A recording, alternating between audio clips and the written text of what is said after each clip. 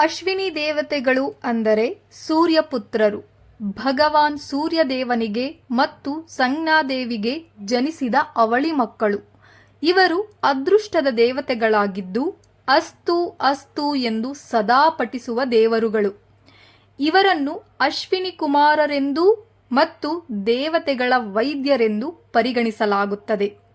ಅಶ್ವಿನಿ ದೇವತೆಗಳ ರೂಪವೇ ವಿಭಿನ್ನ, ಏಕೆಂದರೆ ಈ ಅವಳಿ ಮಕ್ಕಳ ದೇಹ ಮಾನವ ದೇಹ, ಮುಖ ಕುದುರೆಯ ಮುಖ, ಆದರೂ ನೋಡಲು ಅತ್ಯಂತ ಆಕರ್ಷಕರು. ಸೂರ್ಯ ಪತ್ನಿಯಾದ ಸಂಜ್ಞಾದೇವಿ ಕುದುರೆಯ ರೂಪ ತಾಳಿದ್ದ ಸಮಯದಲ್ಲಿ ಸೂರ್ಯನಿಂದ ಜನಿಸಿದ ಕಾರಣ ಇವರ ಮುಖ ಕುದುರೆ ಹಾಗೂ ದೇಹ ಮಾನವನಂತೆ.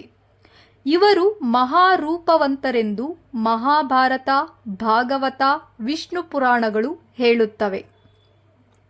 ಇನ್ನು ಈ ಅಶ್ವಿನಿ ದೇವತೆಗಳ ಮಹತ್ವ. ಅಶ್ವಿನಿ ದೇವತೆಗಳಿಗೆ ಹಿಂದೂ ಧರ್ಮದಲ್ಲಿ ಮಹತ್ತರ ಸ್ಥಾನವನ್ನು ನೀಡಲಾಗಿದೆ. ಮುಸ್ಸಂಜೆ ಸಮಯವನ್ನು, ಅಂದರೆ ಸೂರ್ಯ ಮುಳುಗುವುದಕ್ಕಿಂತ ಮೊದಲು 24 ನಿಮಿಷಗಳನ್ನು ಅಶ್ವಿನಿ ದೇವತೆಗಳ ಸಮಯವೆಂದು ಪರಿಗಣಿಸಲಾಗುತ್ತದೆ. ಈ ಸಮಯದಲ್ಲಿ ಅಶ್ವಿನಿ ದೇವತೆಗಳು ಸಂಚಾರ ಮಾಡುತ್ತಾರೆ ಎನ್ನುವುದು ನಂಬಿಕೆ. ಈ ಸಮಯದಲ್ಲಿ ಅಪಶಕುನದಂತಹ ಮಾತುಗಳನ್ನು ಆಡಬಾರದು, ಸುಳ್ಳನ್ನು ಹೇಳಬಾರದು, ಇನ್ನೊಬ್ಬರ ಮನಸ್ಸಿಗೆ ನೋವಾಗುವಂತಹ ಪದಗಳನ್ನು ಬಳಸಬಾರದು ಮತ್ತು ಮಲಗಬಾರದು ಎಂದು ಹೇಳಲಾಗುತ್ತದೆ. ಅಶ್ವಿನಿ ದೇವತೆಗಳು ಅಸ್ತು ಅಸ್ತು ಎಂದು ನುಡಿಯುತ್ತಿರುತ್ತಾರೆ.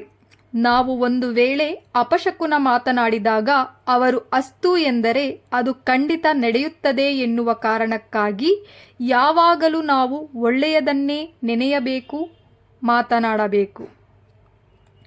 ಅಶ್ವಿನಿ ದೇವತೆಗಳು ಸಂಚಾರ ಮಾಡುವಂತಹ ಸಮಯದಲ್ಲಿ ಸ್ನಾನ ಅಥವಾ ಕೈಕಾಲು ಮುಖವನ್ನು ತೊಳೆದು ದೇವರ ದೀಪವನ್ನು ಹಚ್ಚಿ ಪೂಜೆಯನ್ನು ಮಾಡುತ್ತಾರೆ.